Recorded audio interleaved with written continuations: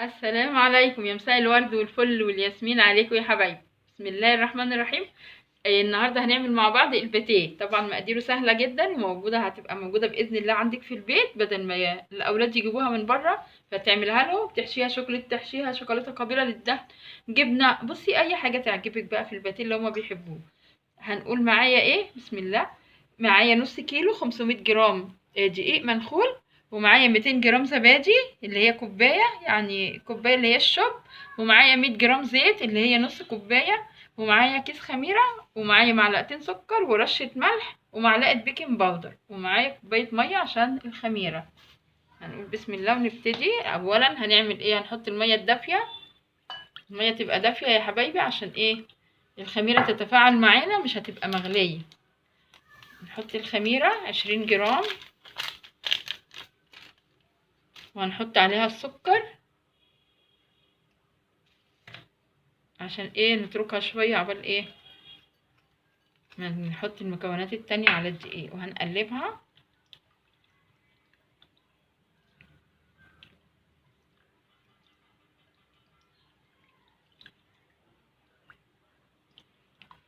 نقلبها وهنسيبها شويه بس، دقايق بس.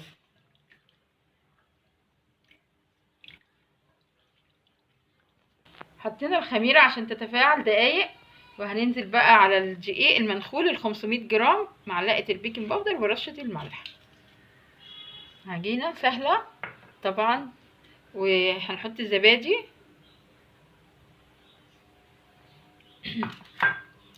وهننزل بالزيت اللي هو 100 جرام. وطبعا انا معوداكم بنسيب معلقه بنلم بيها العجينه، بتبقى خطيره في الاخر. انا سايبه معلقه. هنلم بقى العجينه، وهنزل بقى الخميره. عايزه اوريكي انها طبعا تعرفي ان هي شغاله ازاي. اتفاعلت معايا اهي، اتفاعلت معايا، يعني سبتها دقايق، يعني كده خلاص صالحه للاستعمال. لو لقيتيها ما اتفاعلتش معاكي يبقى ايه؟ تغيري النوع اللي بتجيبيه. هنزل بقى بالخميره شويه شويه بالميه والخميره، هقلب. وانا لو عوزت ميه هنحط ميه دافيه، هنكمل بميه دافيه يا حبايبي.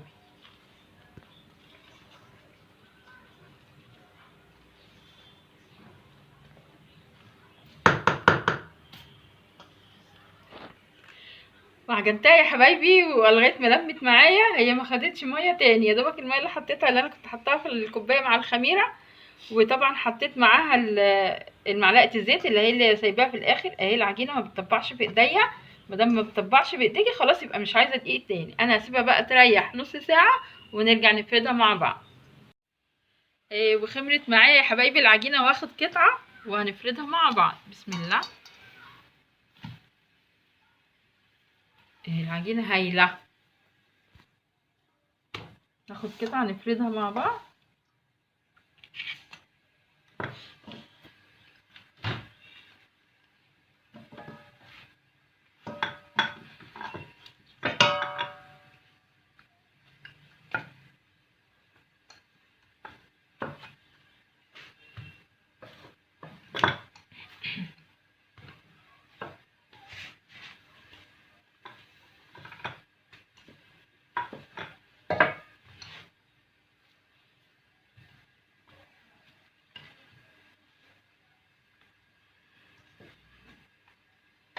عجينة خطيرة ماشية معايا، خطيرة.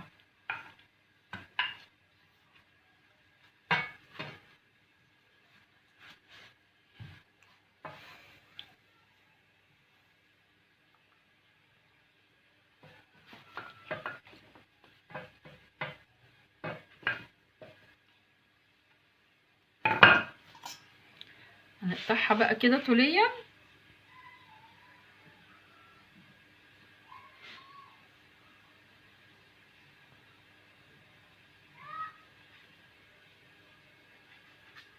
وهناخد قطعة شوكليت يا حبايبي. عايزة تحطي شوكولاتة دارك اللي زي حطها كده، عايزة تحطي شوكليت اللي هي السايحة اللي يعجبك.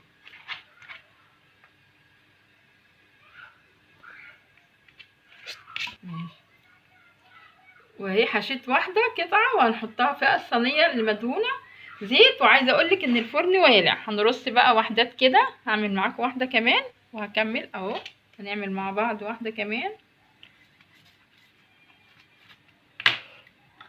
نحط واحدة شوكليت وهنلف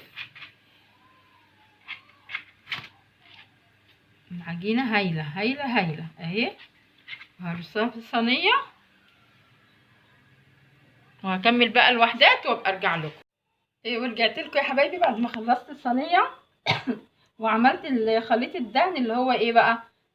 50 جرام حليب بودر، حليب عادي، نص معلقة سكر ونص معلقة بن او قهوة سريعة الذوبان.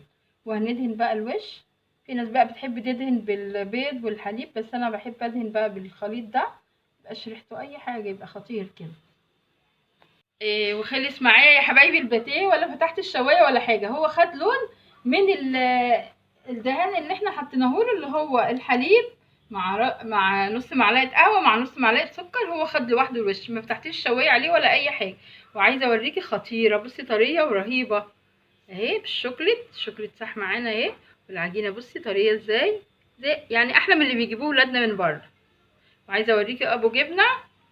انا عملت بالجبنه اهو، الجبنه والزيتون الاخضر اهو. والعجينه جميله ورهيبه وطريه وحلوه، وهتعجب اولادك قوي باذن الله. طبعا المقادير اديتها لك بكل دقه، ويا رب تجربي الباتيه بطريقه شيف هاله ويعجبك، وبالف هنا على قلوبكم يا حبايبي.